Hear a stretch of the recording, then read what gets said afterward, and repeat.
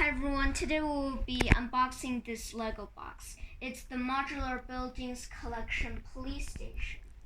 The set number is 10278 and it has 2,923 pieces.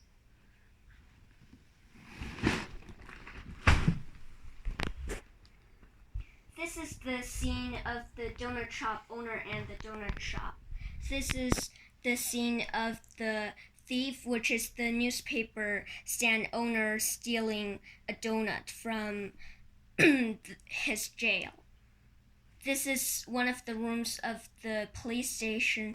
This is the back of the building. This is the thief taking photos of himself. And this is the jail.